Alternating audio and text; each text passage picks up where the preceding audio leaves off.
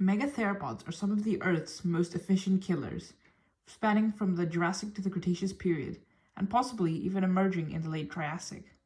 So, how should we examine these predators as to how they evolved over the years? Well, we will be getting into that in this short video. Now, megatheropods are the top predators of the Mesozoic era, and they basically ruled the lands. Several herbivores were in fear, and some other carnivores as well, because they may have preyed on other carnivores that weren't megatheropods, or even other megatheropods themselves.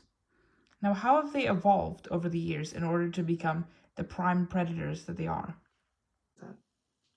The megatheropods were the largest killers to walk the earth. So they started as medium-sized theropods such as Liliensternus and Zoopisaurus existed during the late Triassic. Now these weren't very big, they were just medium-sized, so we can't truly call them megatheropods. True megatheropods started to appear in the Jurassic, like Ceratosaurus and Cryolophosaurus for example.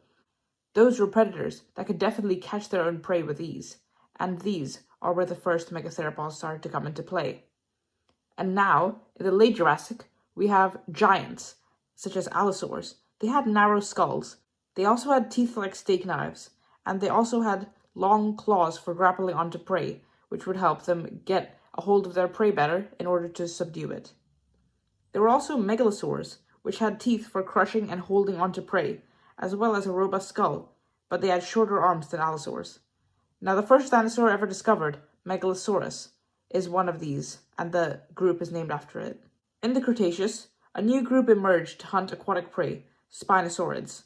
Long crocodilian-like jaws is what they had to grapple their prey, and teeth that could catch slippery fish, which is what they mainly ate. There were also Carcharodontosaurs, which had long claws and had giant teeth, with skulls similar to allosaurs.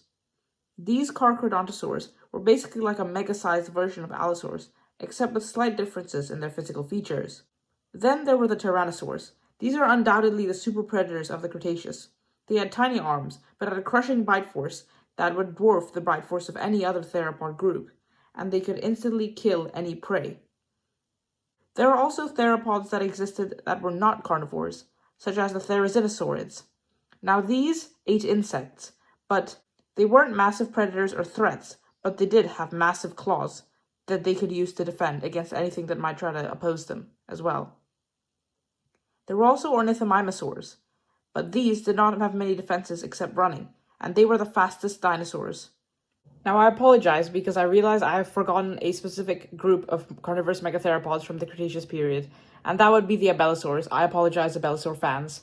Now, I don't know why I forgot this group, but basically what you need to know about them is that they had really short arms, and they had square-like jaws, and they basically could clamp onto their prey using those jaws. And they had four-fingered hands, and those hands were very tiny, even smaller than the tyrannosaurs. So at least the tyrannosaurs have something to laugh at, even though their hands are so small. So, which megatheropod is your favorite, and which of these do you think are the best adapted to hunt their prey? Let me know in the comments below. Thank you for watching.